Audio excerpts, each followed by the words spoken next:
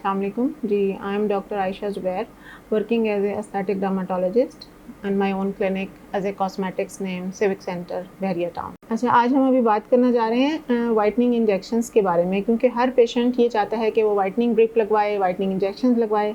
Whitening drip basically glutathione की drips हैं with vitamin C के साथ, और दूसरे इसमें विटामिन्स ऐड किए जाते हैं, एक कॉकटेल बना के लगाया जाता है। इसको हम रिकमेंड करते हैं कि वीकली लगवाएं। शुरू में 10 to 12 वीक्स आप हर वीक लगवाएं, एक ड्रिप लगवाएं उसके ज़्यादा अच्छे रिजल्ट्स हैं। उसके बाद आप उसको मेंटेनेंस के लिए महीने के बाद शुरू करें। इसके लिए आपको ये बता दूं कि ग्लूटाथियोन का साइड इफ़ेक्ट वाइटनिंग है। ग्लूटाथियोन का अपना कोई साइड इफ़ेक्ट नहीं है। ये आपकी लिवर डिजीज़ की थेरेपी के लिए यूज़ हो रहा था, सिरोसिस ऑफ लिवर के लिए इसको यूज़ किया जा रहा था। अब उसकी रिसर्च में हमें ये पता चला कि इसका जो साइड इफ़ेक्ट है वो वाइटनिंग है, क्योंकि जिन पेशेंट्स को ग्लूटाथियोन इंजेक्टेबल जा रहा था उनका कॉम्प्लेक्शन फेयर होना शुरू हो गया। उसके बाद ये रिसर्च हुई तो ये फिर एस्थेटिकली यूज़ होना शुरू हो गया।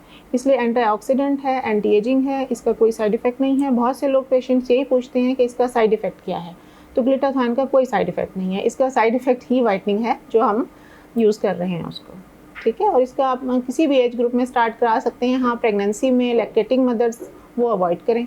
बाकी कुछ टेस्ट आपके डर्माटोलॉजिस्ट आपसे पहले लगाने से पहले वो अगर ज़रूरत होगी तो वो करवा लेंगे। खुद से कोई चीज़ यूज़ मत करें, अपने डर्माटोलॉजिस्ट से कंसल्ट करें, उसके बाद ये चीज़ें स्टार्ट करें। Thank you.